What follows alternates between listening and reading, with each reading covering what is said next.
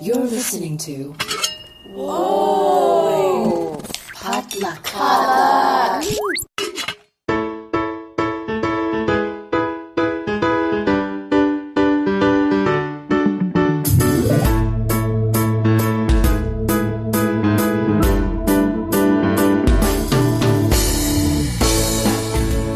And hey everyone, welcome back to Books and Boba, a book club and podcast featuring books by Asian and Asian American authors. My name is Marvin Yue. And I'm Rira Yu. And it's the end of March. Thank you for joining us for our month-end podcast. Yeah, we kind of forgot to do a mid-month episode. We didn't forget. I got super busy. You did. How was the conference, by the way? The conference was amazing. Okay. So for those of you who don't know, I guess, I am the managing director of Collaboration, a nonprofit organization that supports Asian Americans in the arts and entertainment. And last weekend, we held a 2-day conference here in LA by and for Asian American creatives, featuring panels by showrunners, directors, producers, musicians, journalists. Like, we had 2 days, 25 sessions, almost 75 speakers. Oh, that's a lot. Yeah. And I was in charge. So yes, so Marvin has been, or was very busy. I was very MIA. So for those of you waiting for the March book news, I apologize. But also, there hasn't been that many book deals that came out this month, or at least in Asian American literature, at least. That's good. We planned that. Yeah. We totally planned that for this month. It's funny because like February is a much shorter month, but there were so many book deals. Yeah. So it comes in spurts, really. Yeah. So really quickly before we get into our discussion of our March book club pick, which is Darius the Great is Not Okay by Adib Khorram, we're going to quickly review some of the biggest announcements of the last month with a quick book news segment. Starting with congratulations to Samira Ahmed on her novel Internment for reaching number 4 on the New York Times YA hardcover bestsellers list. Congratulations. It's much deserved. I've heard great things about Internment, and I'm really excited to read it. So this is the good Internment. Oh, it's book, the right? Good. What was that? The non-problematic American one? Heart. Is that what it was called? I don't remember, but we did a podcast episode on it and how utterly racist and misinformed it was. Yeah. Yeah, I'm really glad that Internment is doing so well, especially with the current this past month with like New Zealand and like a lot of the hate crime that has happened. It's really nice to see a book that features a Muslim protagonist and touching on like really important political issues and having it accessible to young readers. Yeah. Teach them while they're young so they don't grow up to be terrible people. One can only hope. The future could be bright if we want it to be. I don't know. I'm a really cynical person, but I do believe in the young people. I hope they fix all of our problems. Next up, we have Netflix will be adapting Nidhi Chanani's best-selling graphic novel, Pashmina, into an original CG animated musical, according to Deadline. Netflix has teamed up with Bend It Like Beckham director Gurinder Chadha, her longtime-standing writing partner Paul Mayeda-Bergs, and Hyde Park Entertainment CEO Ashok Amritaj. I hope I said that correctly. Probably not, but I apologize.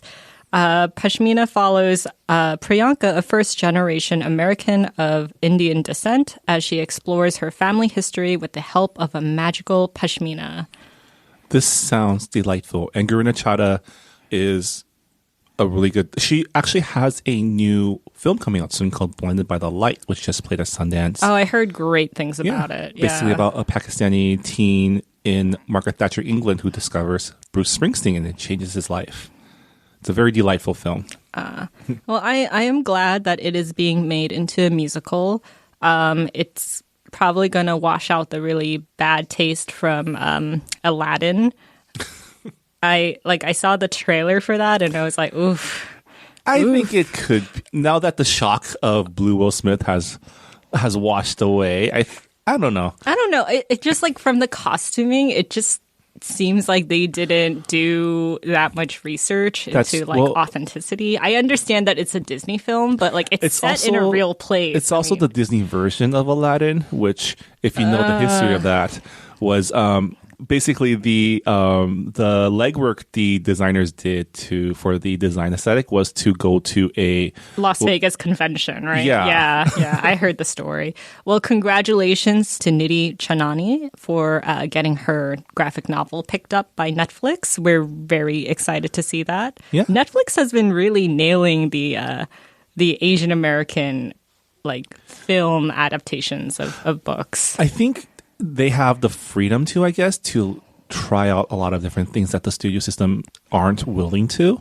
Yeah. I know the Ghost Bride that we announced last time, that's one of their first projects for their Netflix Asia unit. Yeah. And then, if that does well, then we can see more of those stories come out too. Yeah, I'm really glad that was picked up by the Asia unit and not like the American, not by an American production company. Yeah. Yeah. Next up, Levantine Films recently optioned rights to Tahare Mafi's A Very Large Expanse of Sea, which is set 1 year after 9/11 and follows a 16-year-old Muslim girl, Shirin, who, in the face of discrimination, perseveres thanks to the love of breakdancing and her own inner strength.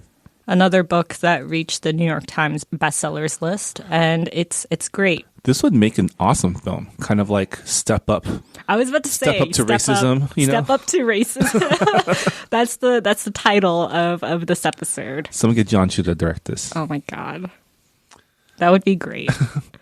Reba, what kind of book deals are we looking at? All right. So first book deal on our list is Page Street has acquired world rights to Adiba Jagirdar's The Henna Wars. Pitched as When Dimple Met Rishi meets Simon versus the Homo sapiens agenda, the rom-com is about two teen girls with rival henna businesses who fall in love. The book is tentatively planned for spring 2020. And finally, Europa Editions acquired North American rights to 3 novels by Japanese writer Mieko Kawakami. Her first novel, Breast and Eggs, won an Akutagawa Prize and sold over 250,000 copies in Japan. The book explores womanhood in contemporary Japan and what it looks like for women to have a child outside the framework of a heterosexual partnership. North American publication is planned for 2020. So Haruki Murakami, he highly praised Breast and Eggs. So apparently it is very popular among Japanese readers. And it's nice that we get to hear, Japanese stories that are outside of like a cis straight narrative, I guess. I don't know if it's romance, but it is nice to see queerness in Japanese novels. I agree. Looking forward to seeing that out here in the States. That'll do it for our quick book news and book deals section. If you know of any other book deals or news that we may have missed in this segment, please let us know in the Goodreads forums. And for everyone joining us for the first time, we have a Goodreads group where we talk about the books that we read every month and talk amongst ourselves. We have a few new members that just joined the past couple months, probably thanks to the fact that we were on a couple more lists, and we actually broke 1,000 followers on Twitter. Yay. It's a very big moment because neither Rira or myself have that many followers in our personal accounts. I mean, I don't expect to in my lifetime. So to have one in like Books and Boba, which is technically our child, Yeah. We're very proud parents of this podcast. And thank you all who are listening in and who are reading along with us. Yeah, it's encouraging because we are such a niche within a niche. And it's like, there's more than 10 people who are listening to us. It's always really encouraging. Yeah. But on that note, we're here to talk about our March 2019 book club pick. Darius the Great is not okay. Or should we say Darius? Either one works. I called him Darius when I was reading the book, but it might be Darius. Honestly, I don't know. Names are a thing. Names are weird when you're reading a book because you don't like in Harry Potter. Like I didn't know it was Hermione, so like the entire time Hermione. Names are tricky when you're reading. Yeah, by Adib Khorram. I guess a quick content warning: we're going to be discussing topics like clinical depression and maybe even touch on suicidal ideation, which were themes in this book. So just a quick heads up, that probably will come up. But opening thoughts, I really enjoyed this book. It was as a lot of people have said, as Rira herself has said, it's a good refresher after the denseness of Grace of Kings. It was a pretty breezy read. And I really enjoyed just not having to, I mean, there's a lot to think about, but not having to keep track of a billion characters. Yes, yes. The cast was much more manageable this time around. And also I was really surprised when I was reading it, how quickly it went by. Because I was like, oh, shoot, it's only been 2 hours, but I'm like halfway into the book already. Yeah. And I was kind of surprised it took so long for them to actually get to Iran. Right? I don't know. It seemed to happen pretty quickly, in my opinion. I mean, it took like a good 2-3 chapters, right? I guess that's a pretty good wind-up. Yeah, around like 50 pages. Okay. Which is like... Maybe it felt a little bit longer to me. But it's... I was reading on a Kindle. So I had no concept of what page we were on.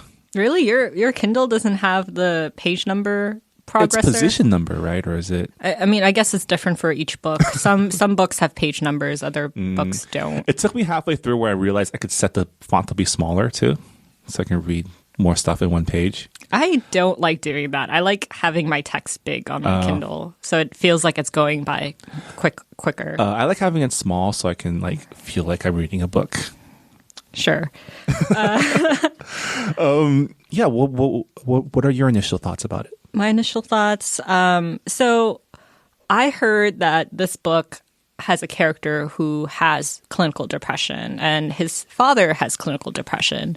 So as someone with depression, I was very apprehensive because I always get nervous when I start reading a book about characters who have depression, because I'm always worried about misrepresentation. Like, what if they don't get my mental illness right? I know it's a spectrum, but like I also want it to be somewhat realistic. I also don't want it to be harmful for people who do take medication and like have it be judgmental. Right. And also it's also the fear of, oh, they got it too accurately, because I live with my mental illness every single day, so I really don't want to like deep dive into that. I already know how it feels to be depressed and have this this persistent melancholy throughout my life, and it's just like it was. So I was apprehensive, but I was surprised by how comfortable I was. Maybe it's because I went in prepared, and also like the book didn't really focus so much on the depression. Like, it was part of Darius and his father's life, but it wasn't so much like their mental illness didn't define them. It was just like, this is something that we have and we kind of have to cope with, but we have other things that define us, such as with Darius, it's his love of tea, and he's an awkward teen boy. Yeah. And there were just like so many things about him that was more than his illness. So I was really comfortable reading it. That's good. I'm glad that it passed the Rira test, I guess. Because I was thinking that as well, because like there was like a period of time in my young adulthood where I felt down, but I don't think it was to the point where it was like clinical depression. Where you would need medication. Yeah. So like I can recognize some of the feelings, but I also recognize that people with clinically diagnosed depression like experience on a whole different level than what I had experienced myself. Right. And it was interesting to see, because you're reading through his thought process during his interactions, and it really does put you in the shoes of someone who, as an outsider, you know what he's thinking is not necessarily true. Yeah. I really like that, like you said, like it didn't really define him, but it was still something he had to deal with. Like he had, like, especially when he went to Iran, he had to like explain it to people, right? To people who did. And that's like another theme, is like the cultural stigmas around mental illness, right? I probably will talk about that more later on in this talk, because I don't want to start off like with something so heavy. But I will say it was nice to see a character with kind of like manageable depression, because we see like I read a lot of YA where the characters like so depressed to a point where they have to be either hospitalized or they have to be on suicide watch. And it's like, yeah, like that kind of mental illness is really, really bad. And a lot of people have it.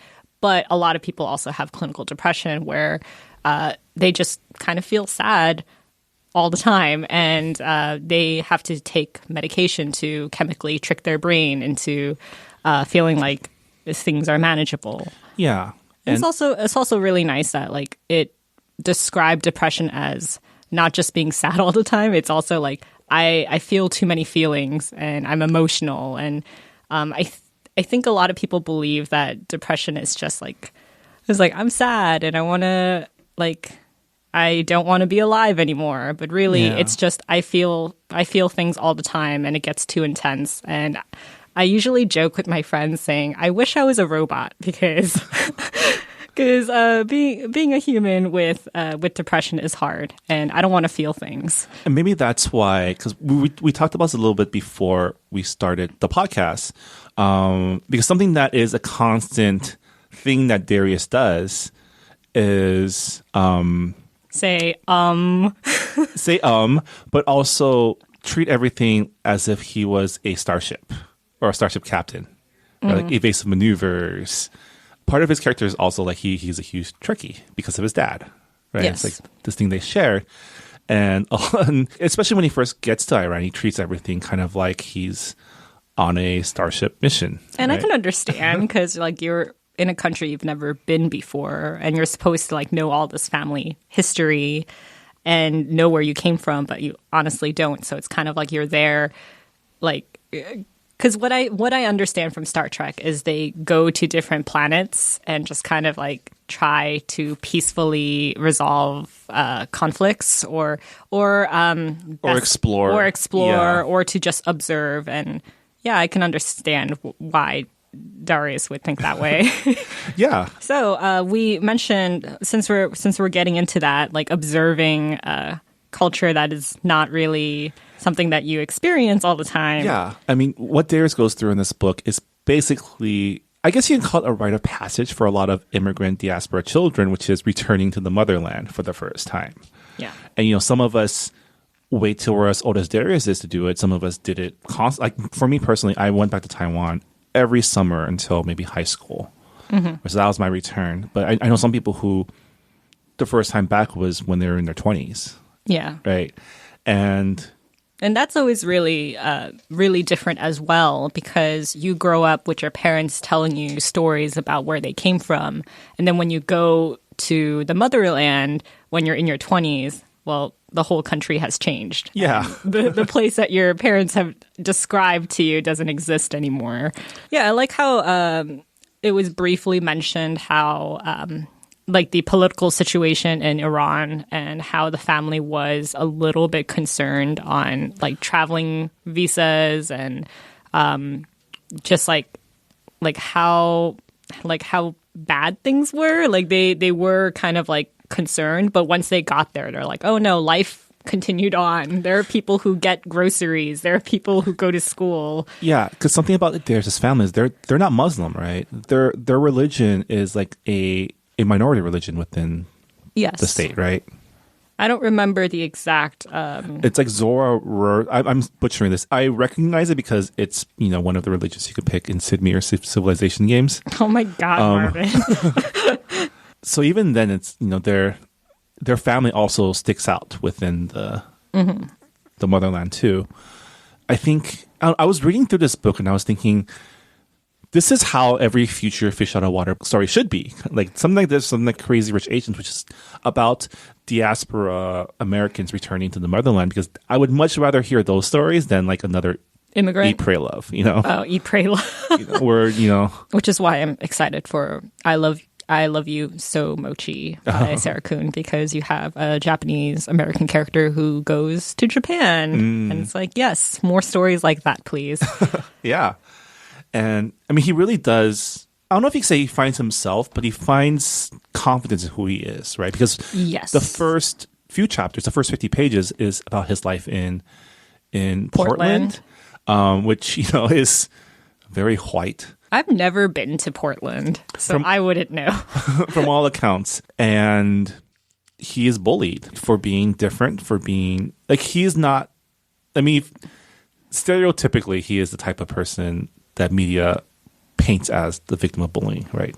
Slightly overweight, super nerdy, is a little awkward, right? Yes. The thing is, nowadays, kids probably won't get picked on for being nerdy or liking Star Trek. In fact, that is like, you know, being cool nowadays. I wish that was the thing when I was growing up, but no.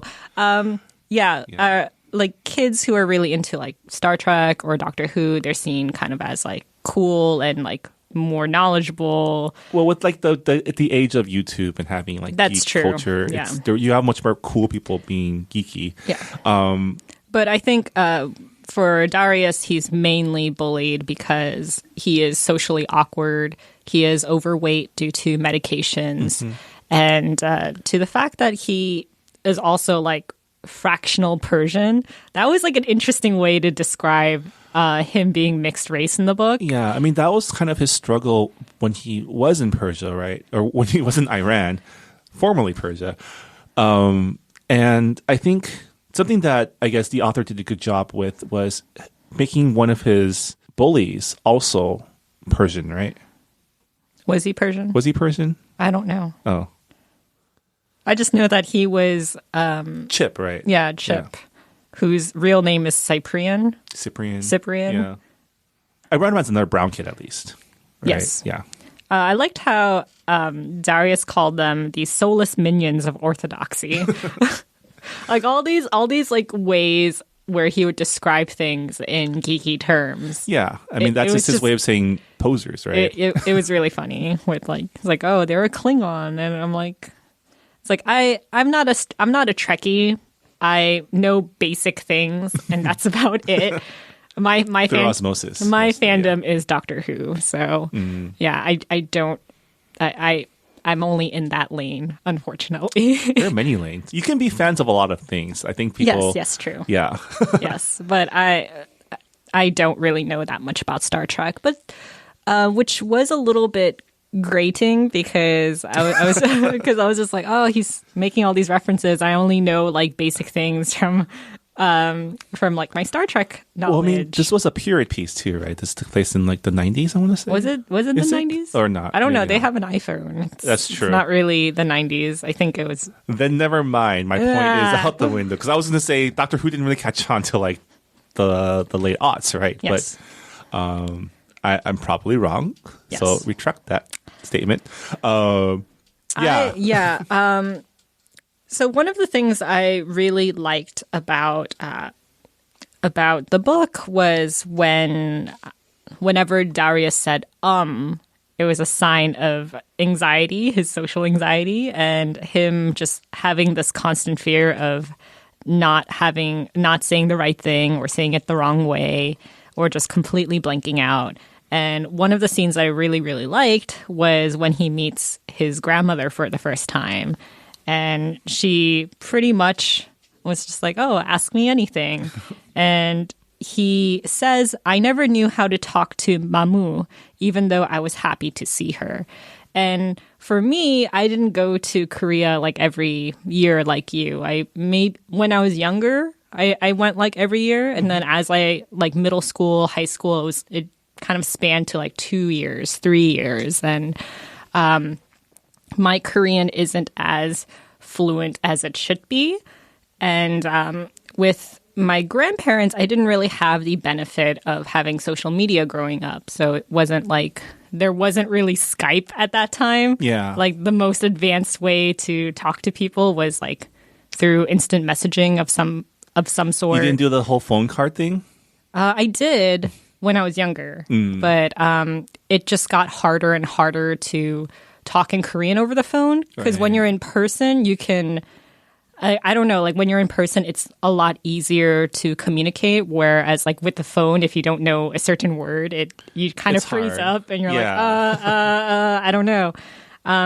So like I grew up not really close to my grandparents. So like I can totally understand that feeling of like you meeting you meeting your grandparents for the first time, and you're just like, oh, I know this person like love me, but I don't really have a relationship with them, and just like the feeling of just like, oh, I want to ask so many questions, but I don't know where to start, and I don't know how to ask.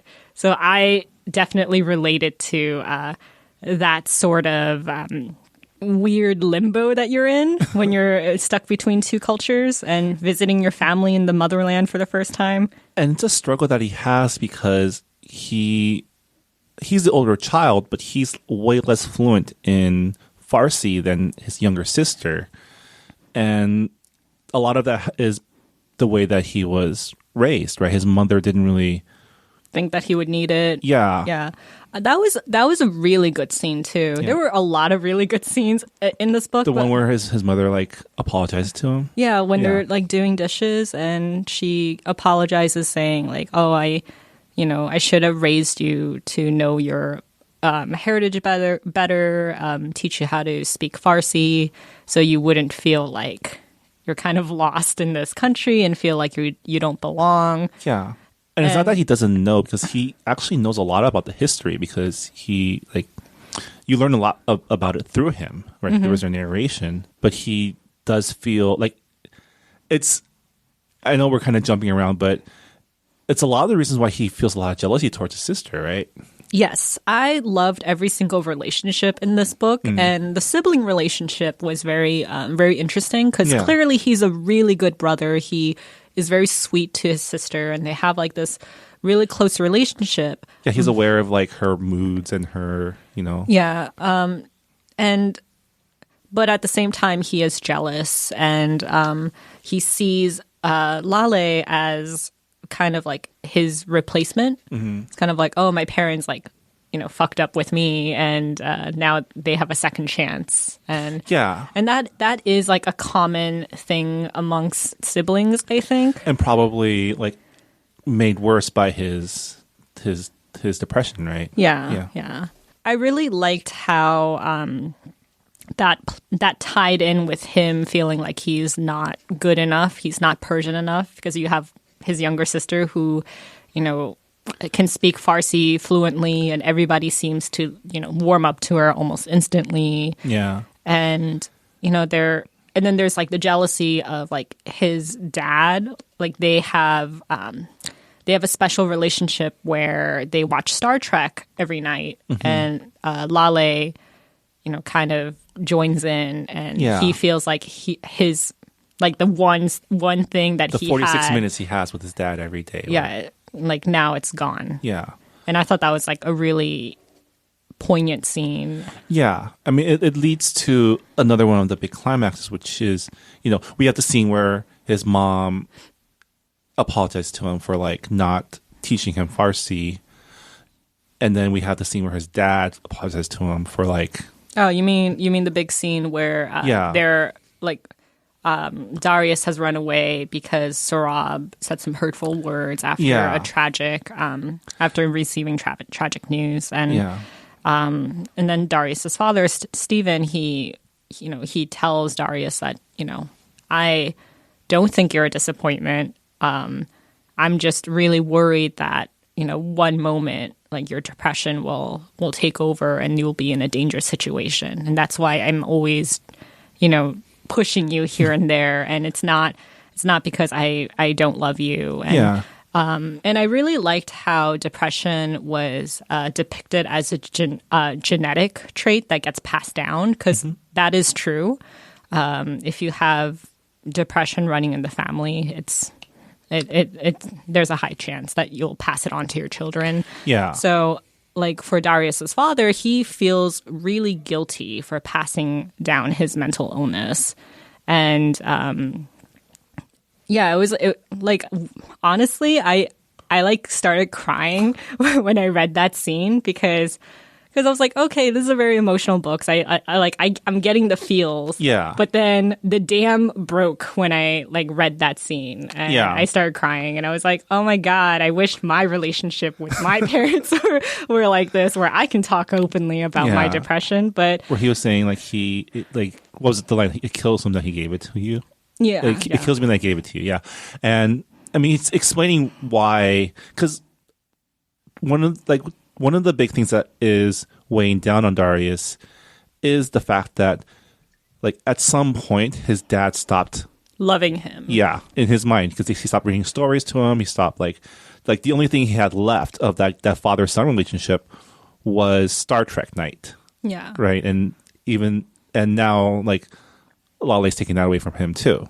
Yeah. Right. Like, I liked how like his dad explained why he stopped reading stories to him. Yeah. And it was because his meds weren't working, and he had to be on tranquilizers in order to go to sleep. And because of that, he was unable to tell stories. And by the time when the meds started working and he was tapering off the tranquilizers, Lale was born. And, she's a baby, and he needs to take care of her.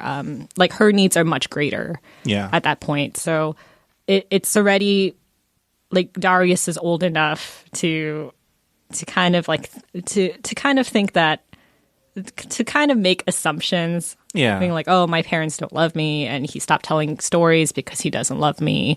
And it was so nice that his dad was like, no, like, I stopped telling you stories because my depression got too much. And by the time I was able to be the father that I could be to you, it's like their relationship was already like awkward. Yeah. And it was still really nice that his dad told him, I love you every night. And it was like, it's kind of a contrast to his character, because like from what I've read, Steven is Ubermensch. He's a man. Teutonic, like he's a manly man. Manly man who, wants a son who can play sports and, typical, jock dad stuff. Yeah.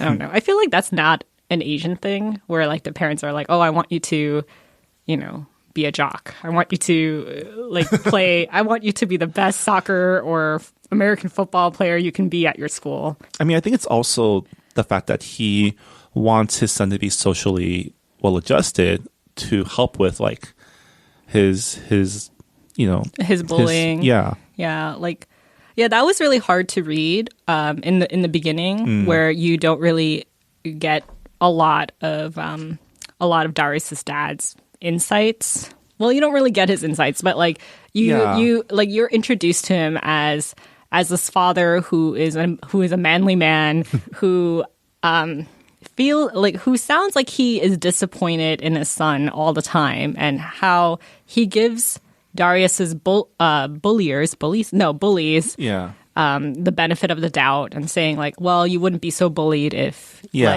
you weren't overweight, or if you actually stood up for yourself, or stuff like that. And it's like, wow, that is not okay. Like, when I was reading it, I was like, his dad kind of seems like he sucks, but my mind changed as I like got further into the book. Well, you're seeing everything from his point of view too. Yes. Yeah. Which is, it was good. It was fun to see that when they were in Iran, that his dad was just getting dunked on a lot by like the relatives. Yeah. But you can see, I mean, you can see that they didn't 100% approve of his father. Yeah. Who to him is like the paragon of like manliness, right? Yeah. And also it's just, it's like, oh, it's like my daughter was supposed to come back home, and she stayed in America, and now I can't see my grandkids. Yeah. And of course there's like a little bit of resentment there. Yeah. It was funny that he was trying to grow a beard though to fit in. Like reading that part like really reminded me of the last time I went to Korea, which was right before we started this podcast.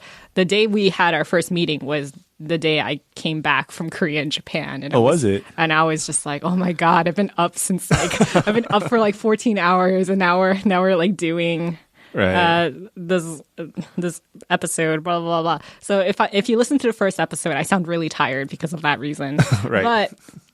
But it reminded me of that trip because Dan had gone with me, and Dan's white, and for a lot of my a lot of my family members, it was like their first time actually spending that much time with a non-Asian person. Right. So it was like really interesting because I initially thought like my family would just kind of disapprove and be like, oh, why didn't you bring like a nice Korean boy? We would have settled for a nice Chinese boy. Like, Yeah. but they were like very welcoming and like Dan was very similar to like Steven. He like tried a lot of things and like because of that, like my family was like, yes, we approve. Yeah. I mean, it's all things told. I mean, Darius's Persian family or Iranian family, I get too conflated. I apologize. But Darius's family in Iran they're a super loving family. They're super close. Yeah. A very loving family. Yeah. And that is something that Darius gets emotional about because, you know, they're taking... They have that big Iranian Christmas. Yeah. Like, it's not Christmas, but it's Christmas-like where you have, like, a family gathering and you have presents and celebrations. And they're taking, like, this family photo together. And he's just like, wow, my family's big.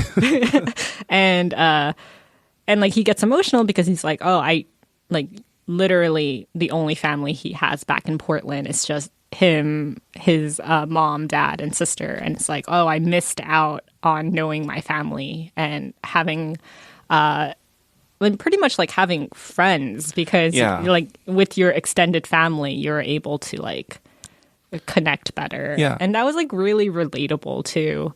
I'm not sure about your family if it's pretty big or not, but We're not super big. We lost contact with a lot of people because of the Civil War. yeah.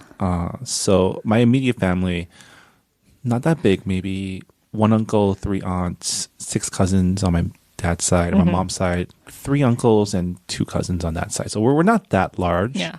but we are very close. Yeah. But something that I found really enjoyable was learning all the Persian, like, Relative names? Relative names? Yeah. Like how it's like super specific. yeah, because that's the way that Chinese Yeah, families that's the are. way like Yeah. Korean family titles are. Yeah, like your older uncle on your dad's side has a different name than your older uncle from your mom's side. And similar with like the younger aunt or the younger uncle or their spouses. Like, Yeah. and I know most Chinese families, you know, their paternal grandmother and grandfather was Nai Nai Ye, but for my family it's Anya and Aya, which is different. And it's, you know, it's different depending on what province you're from or what region you're from too.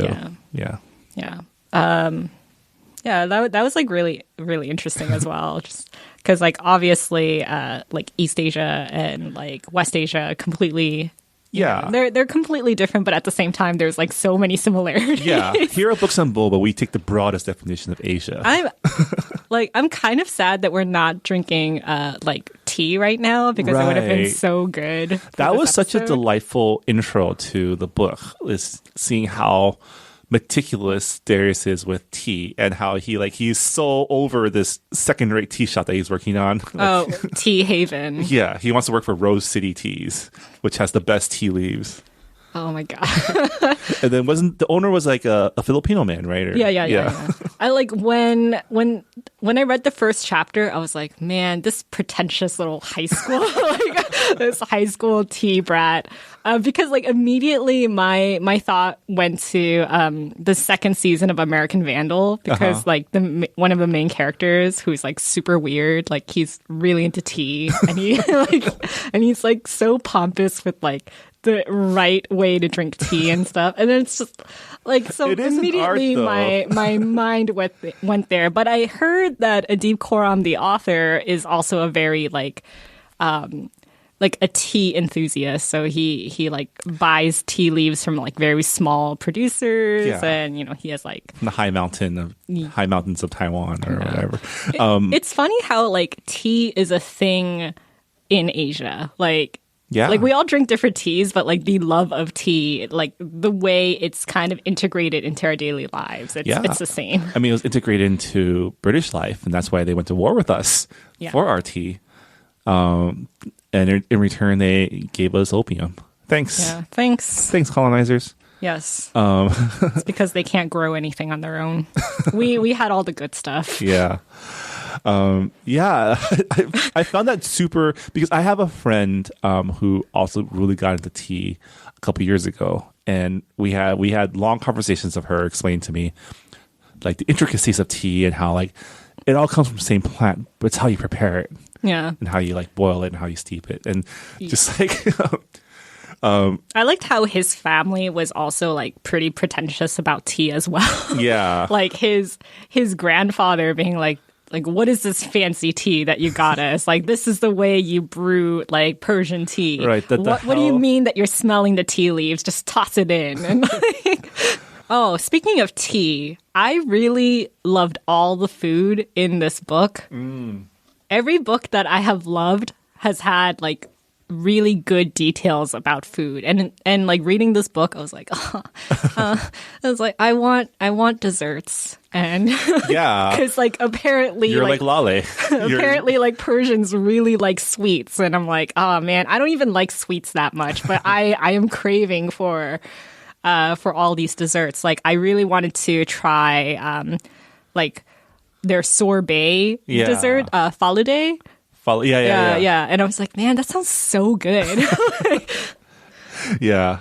It was interesting because I didn't know that like cotton candy came from like Persia originally, and I was like, oh, interesting. I guess a lot of desserts did come from there. There's a reason why the Silk Road was such a coveted, trade route, because it brought all the good stuff to Europe. Who they.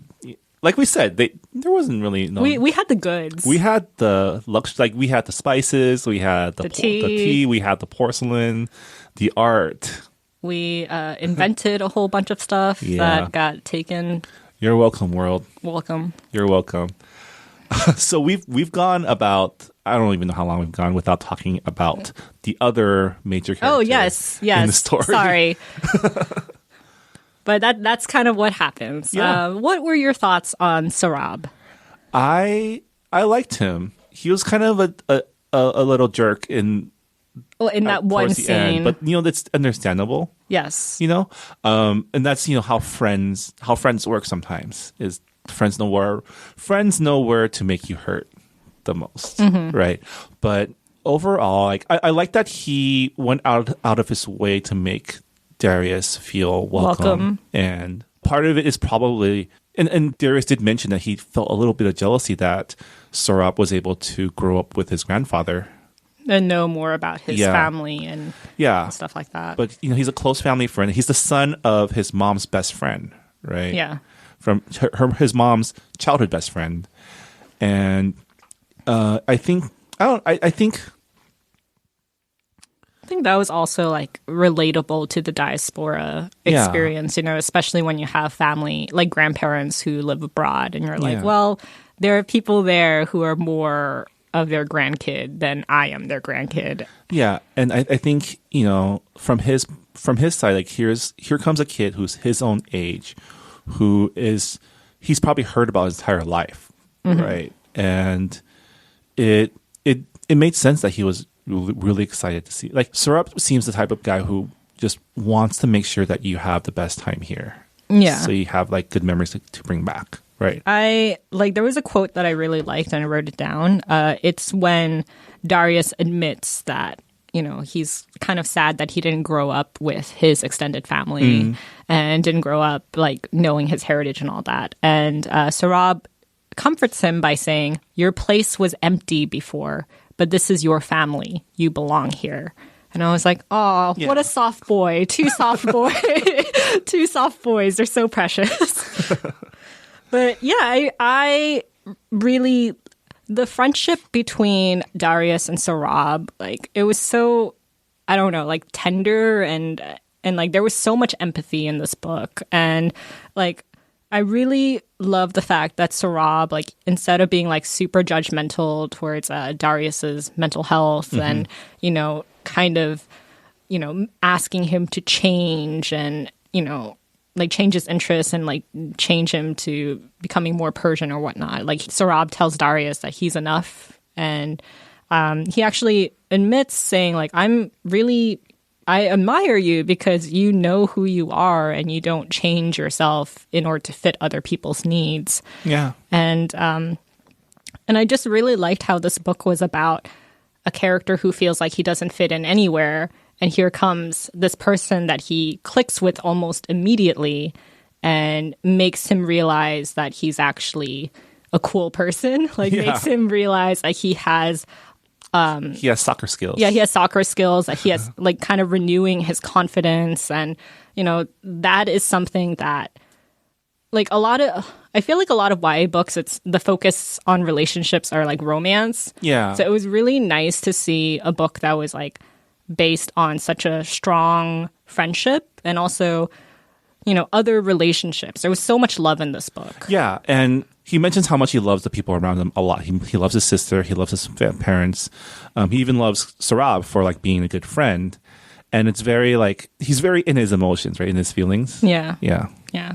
I like one scene that I thought was kind of like weird was when they're taking the shower scene. And and then like they make fun of Darius because he was like not circumcised. Yeah, that was kind of sad. And I was like, oh, is that like something that happens? But I guess like it's America, so it's just like it doesn't really matter all that much. I think circumcision is more common. It's more common, but it's like not like unheard of. Like, but I thought it was really funny. And also sad because they like give him a nickname for being different. And I liked how Sarab like never like he apologized for like laughing at him and saying like, oh, it was nice to like not be the one who was like the target of jokes. And it's like, yeah, that's like really understandable. And but he turns it on its head later on. Well, friends know where it hurts the most. And I guess there's always like that thought in the back of your head being like, oh, I can say the most awful things to my friends because I know that they will forgive me in the end. Whereas you can't say those things to just like regular normal people. Yeah. And I think something that Darius does come to terms with through his interactions with Sarab and the friendship that grows is kind of comes to terms with his own privilege too, right? Of having grown up in a place where you didn't have to worry about, you know, because Sarab's father is a political prisoner, right? Yes. I liked how it briefly touched on that, how like there is, you know, unfair imprisonment for absolutely no reason. Yeah. And like there, like just as you were surprised with like, oh, there are people with iPhones and like grocery shopping. So there were just like moments where like, oh, there are parts where it's like, oh, this is not America. like it was one of those scenes was when he lands in Iran and he gets pulled over by TSA and they're like, why do you have medication? What is this for? Oh, people don't get depressed here. Like it's like, what do you have to be sad about? What do you have to be sad about? I fucking hate that question, by the way. Like.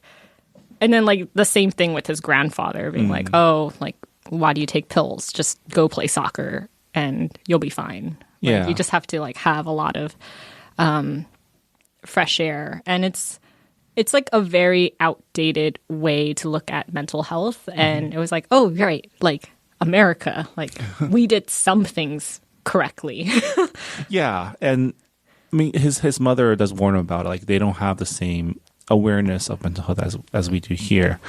And I mean, I think if it wasn't for his grandfather's illness, they probably would have never gone anyways, right? And that's I mean, that's sad, but yeah, probably true. And you know, that's a sad undercurrent for the entire story is like this is probably the one and only time that Darius will ever meet and talk to his grandfather. Yeah. Right? Yeah. Because he has like a very advanced brain tumor that is, you know, and it was really sad to see how it was affecting his grandfather's personality, right? Because everyone's saying this isn't him. This isn't how he. Yeah, and then like with Darius, it's like well, this is the first time meeting him outside of like my computer screen, and I don't really know what he is other than the person he is right now to me. and that just kind of adds on to the sadness of, oh, I don't know my family, I don't really fit in. Yeah. And it was super relatable and also very sad. Yeah. I mean, what drives a lot of the feelings is the parents coming to terms with like what they pass down to their children, right? Mm-hmm. Also, another sweet scene was like the mom going through all the photographs and the mom is telling Darius stories about growing up in Yazd and how like her father like had to like piggyback her and how she says, oh, my dad used to be so strong, and like the realization that like he's not the dad that she knew growing up. And it's like really, really, really tough, but that's the part of life and being a parent and losing a parent and all that. There were bits of sadness sprinkled out throughout this book, and I wouldn't say that the ending is sad, because it's like goodbyes are sad, but also at the same time like it didn't drown me in sadness. Like I wasn't like super like I wasn't gonna cry that like Sarab and Darius were probably never gonna see each other in person again. Yeah, but I think the story isn't about that. Right? It isn't about saying goodbye to his grandfather. The story is about his essentially coming of age, right? It's a coming of age story, and him finding new confidence in who he is. And you see that because the last two chapters take place back at home, where he demonstrates his, newfound or rediscovered soccer skills, right? And totally like dunks on his bully. And he I don't know if he came back a different person, but he came back less concerned of, more confident in like who he is. Yeah, he was Frodo Baggins who climbed Mount Doom and changed, but came back home. Like that was the other fandom that was sprinkled throughout the book. Not only was he a Star Trek Next Generation fan, but he was a huge Tolkien fan too. He was reading. Oftentimes it goes hand in hand. I'm actually wearing a Lord of the Rings necklace right now. It's the Even Star. Yeah, as you can tell, Lord of the Rings fan. Yeah. So you can relate to you could relate to those references. I could.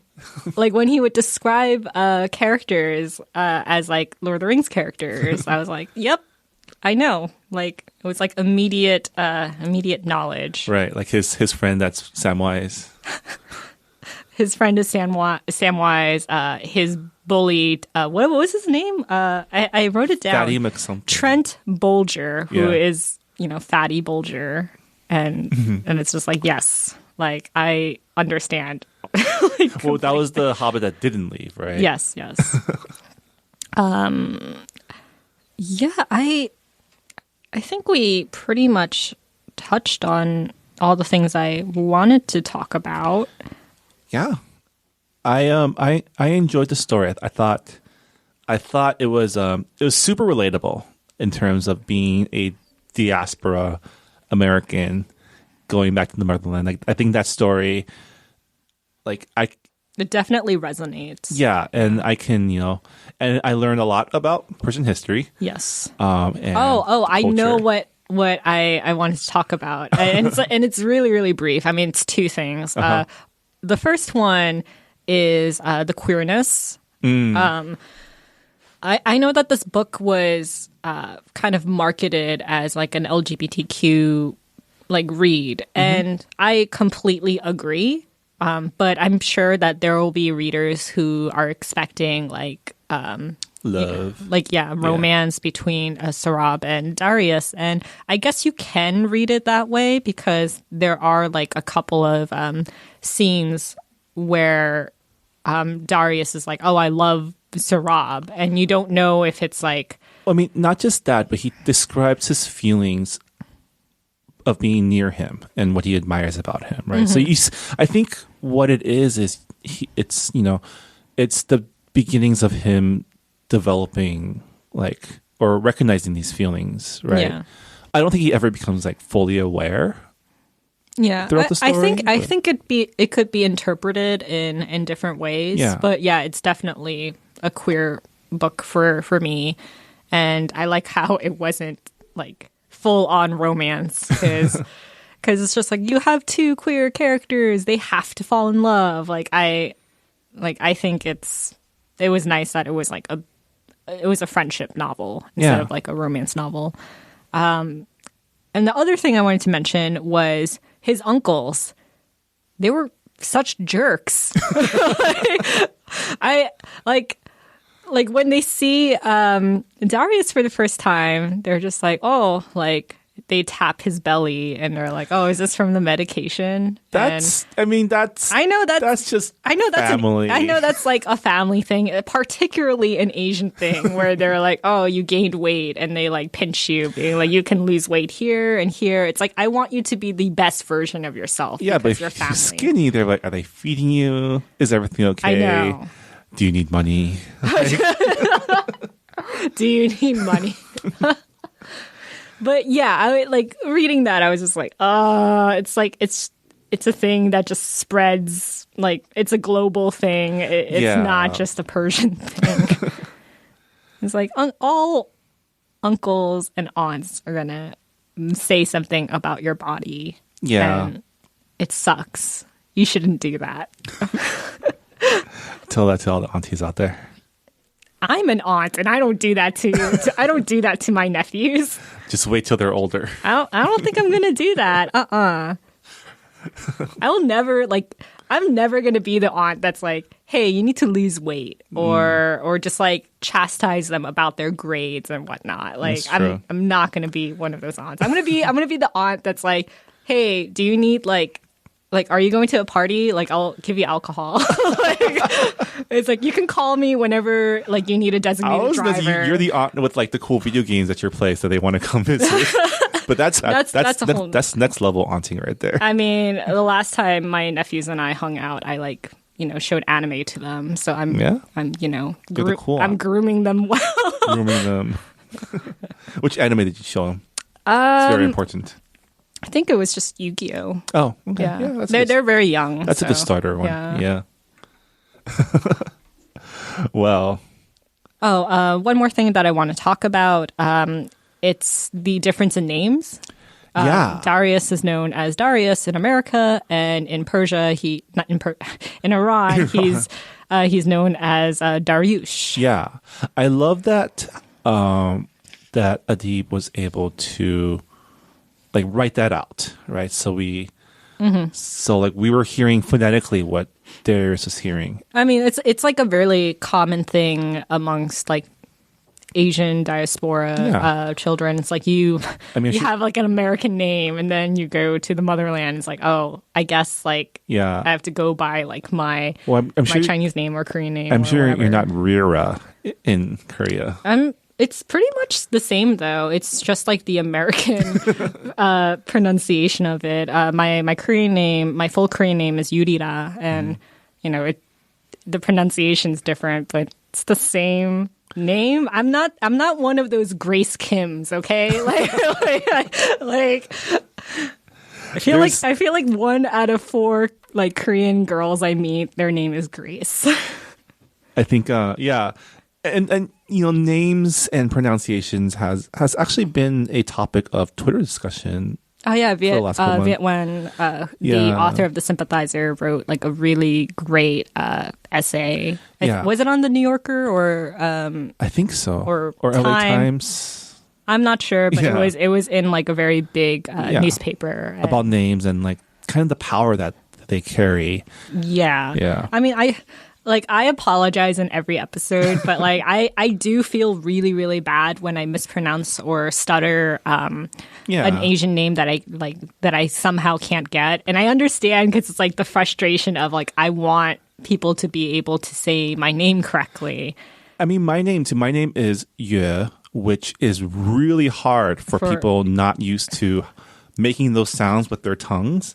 Like people want to say Yue, people want to say you. Mm-hmm. And for me, as long as they try their best, I'm okay with it. Yeah. But I made a promise to myself to always use the correct pronunciation, because the hope is if I use it enough, maybe someday someone will Yeah. learn it, right? I mean, usually, like for book deals, I try, like, I go on the author's website if they have one and check if they have like a pronunciation guide, Yeah. or like I go on YouTube and see if there's like an interview.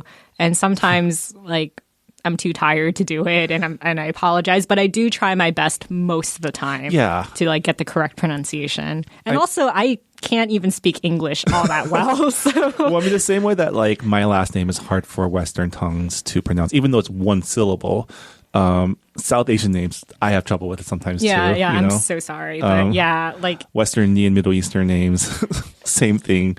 Like we try our best. yes, You know. I mean there are like Polish and German names that I will never get.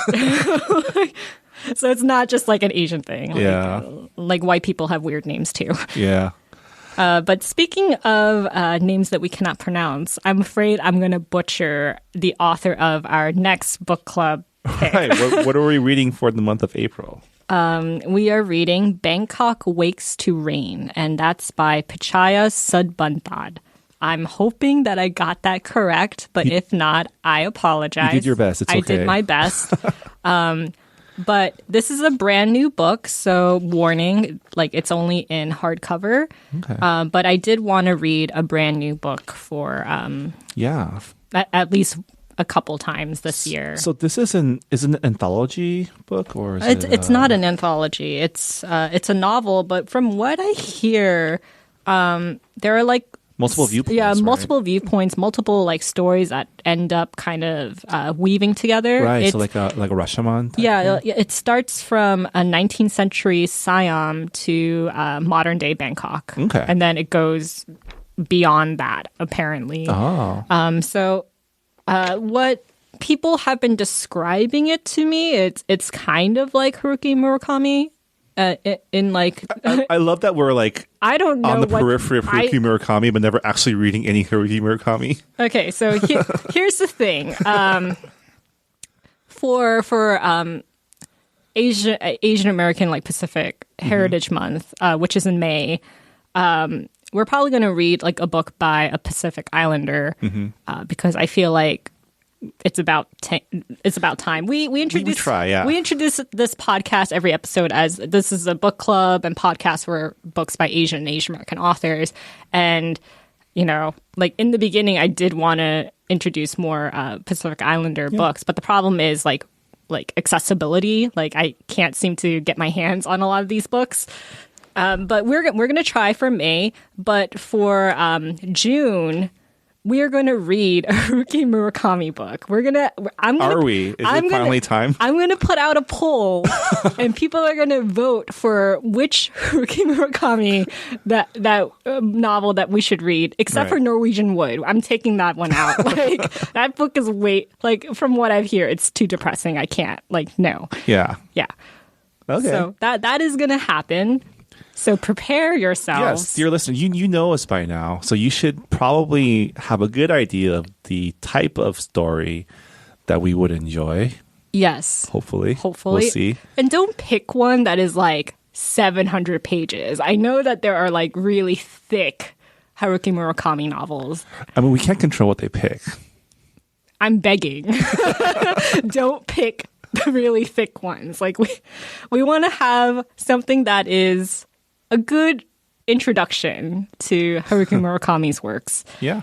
I know that we had one Goodreads comment for Darius the Great is not okay. So if you want to open that up. Yeah, thanks to our book club member Julie of 3x5 Books. I mean, she pretty much mirrors a lot of our thoughts, that it was great to have a more breezy read after the denseness of Grace of Kings. She wrote, it's neat to have a story set in contemporary Iran. The country's geopolitical position, starting with Mossadegh and the coup, tends to outshine both its history and its present.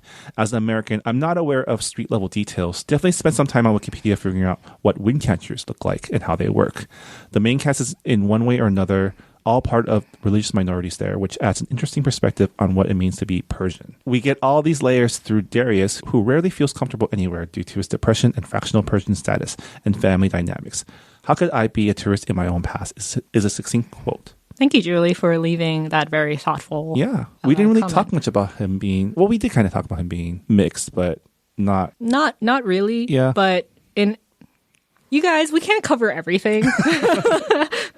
If you have thoughts about that, please sound off on Goodreads. Yes. I want to thank Rira again for choosing this great book for us to follow up on the 600-page Yes. epic that was Grace of Kings. What can I say? I picked them so well.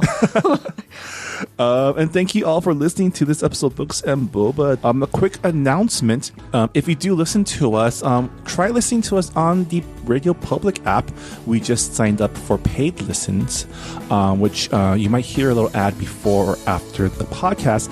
But for every 1,000 listeners we get through that app, we get a little something back. That will definitely help us with the costs of running this podcast, which there are some. So if you can, please give us a listen on Radio Public. It would really help us out. Thanks again to Visual Communications for letting us record this in their space. This podcast was recorded at the Potluck Podcast Studios located within the Visual Communications offices. If you're in LA, check out their upcoming Los Angeles Asian Pacific Film Festival, which is taking place the first week of May. There's going to be a lot of great Asian American films that will be screened here, including their opening night film, Yellow Rose, starring Lea Salonga. And if you don't know who that is, shame on you. You can learn more about them by going to the website vcmedia.org. Thanks also to the Potluck Podcast Collective for letting us be a part of their great network. The Potluck Podcast Collective is a great network of Asian American hosted podcasts. Check out all of our shows by going to the website podcastpotluck.com.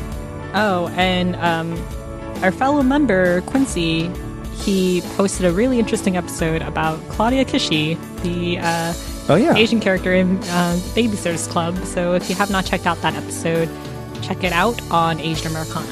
Yeah. And on that note, we'll see you next time. Bye. Bye, everyone.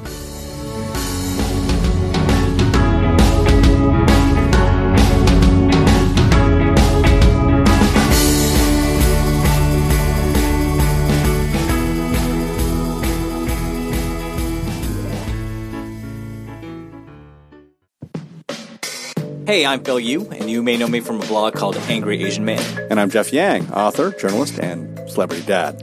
We host a podcast called They Call Us Bruce, an unfiltered conversation about what's happening in Asian America.